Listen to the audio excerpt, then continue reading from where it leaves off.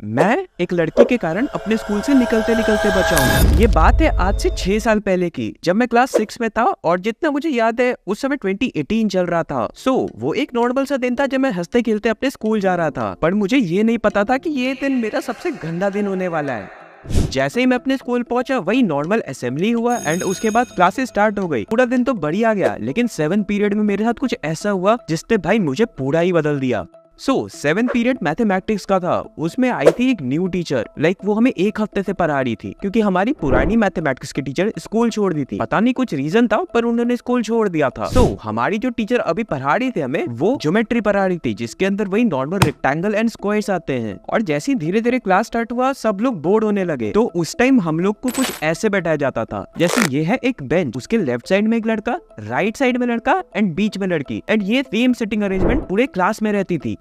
मैं और मेरा दोस्त, मेरे दोस्त को इस वीडियो के लिए हम मंगड़ू बुलाते हैं, तो मैं और मंगड़ू एक साथ बैठे हुए थे। जैसे कि मैं आगे बैठा हुआ हूँ, मंगड़ू मेरे पीछे, और मंगड़ू के बगल में लड़की और मेरे बगल में लड़की। जो मेरे बगल में लड़की बैठी हुई है उसे हम इस वीडियो के लिए एजुकेशन बुलाते हैं, और मंगड़ू के बगल वाली लड़की को हम लोग पोनी बुलाते हैं। तो मैं, एजुकेशन, मंगड़ू और पोनी चारों बैठे हुए थे। उसी टाइम एजुकेशन और पोनी बोले कि हम क्लास में बोर हो रहे थे एंड उन्हें कुछ खेलना था। देखो मैं मानता हूँ अगर उस टाइम कोई लड़का बोलता कि कुछ खेलना है तो हम उसे चुप भी करवा सकते थे, पर भाई ये तो लड़की है जो खेलने को बोल रही है, वहाँ पे एक फीमेल फैक्टर भी आ जाता है। उसके बाद मैं और मंगरू तैयार हो जाते हैं खेलने का, एंड फिर हम डिसाइड करते हम खेलेंगे ट्रूथ एंड डेयर, वो भी मैथमेटिक्स क्लास के अंदर। तो मैं निकालता हूँ एक पेंसिल और उसे घुमाता हूँ। पेंसिल घुमाते ही वो आता है मंगरू के ऊपर। हमें देना था मंगरू को एक डेयर, तो हम मंगरू को डेयर देते हैं कि तुम खड़े हो और मैम को बोलो जो आप पढ़ा रही है मुझे बिल्कुल समझ नहीं आ रहा है। मंगरू खड़ा होता है एंड मैम को ये बोल देता है। मैम उस पर ज्यादा नोटिस नहीं लेती है एंड उसे बैठा देती है। बट उसके बाद हम लोग खेलना दोबारा स्टार्ट करते हैं। लेकिन इसी टाइम मैंने आपको बताया था ना,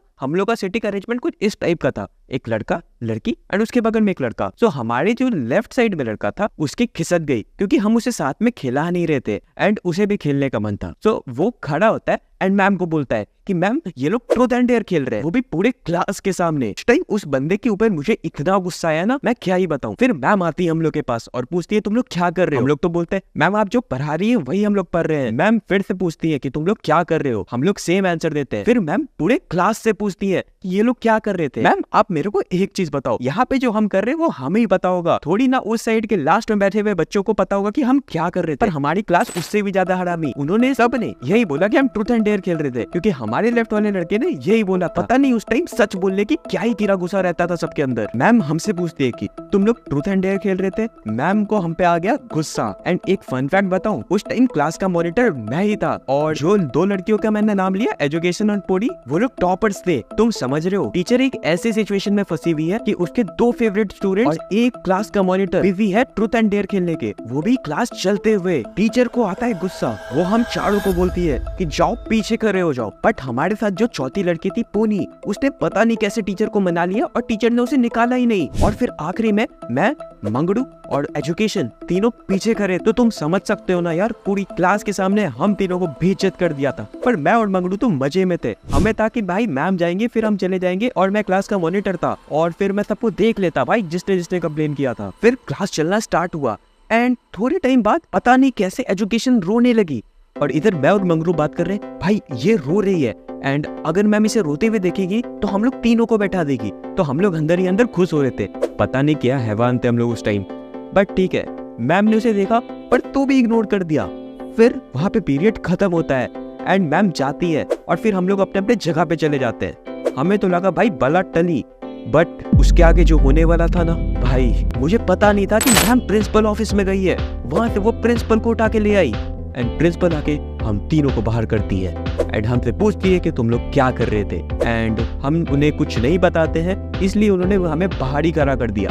एंड मैम को बोला कि आपको क्लास में जो जो बच्चे परेशान करते हैं उन सबको बाहर निकालो। एंड मैम ने 7 बच्चे बाहर निकाले एंड उसमें से एक पता है वो भी था जिसने हमारी कंप्लेन की थी, मतलब कि भाई ने अपने ही पैर पे कुल्हाड़ी मार दी। बट उसके बाद प्रिंसिपल अपने कैबिन में जाती है एंड वहाँ से वाइस प्रिंसिपल को भेजती है। वो आके हम लोग सबके रोल नंबर्स लिखती है एंड कहती है कि कल अपने अपने पेरेंट्स को लेके आना। एंड भाई मैंने जिंदगी में अपने पेरेंट्स को स्कूल में नहीं लाया था। उसके बाद छुट्टी हो जाती है स्कूल की और हम लोग अपने अपने घर निकलते हैं। फिर मैं सोच रहा था कि भाई मैं अपने पेरेंट्स को क्या बोल के लाऊंगा, कि मैं ट्रूथ एंड डेयर खेल रहा था, इसलिए मैंने एक प्लान बनाया कि मैं घर जाऊंगा और मैं बीमार होने की एक्टिंग करूंगा जिससे मैं स्कूल ना जाऊं। एंड उस टाइम आई गेस डेट 23 जनवरी था एंड मेरा बर्थडे 3 फेब को था। तो मैंने सोचा 2 दिन अभी एब्सेंट कर दूंगा, फिर रिपब्लिक डे और फिर भी 1-2 दिन की कुछ और छुट्टी थी, तो मैं सीधे बर्थडे में आऊंगा और मेरे साथ कुछ नहीं होगा। ओके, तो फिर मैं घर जाता हूँ एंड अपना प्लान स्टार्ट करता हूँ। सब कुछ सही जा रहा था, लेकिन रात में मेरे को गिल्ट होता है कि मैं क्या कर रहा हूँ, इसलिए मैंने मम्मी को पूरी बात बता दी। एंड मम्मी बोली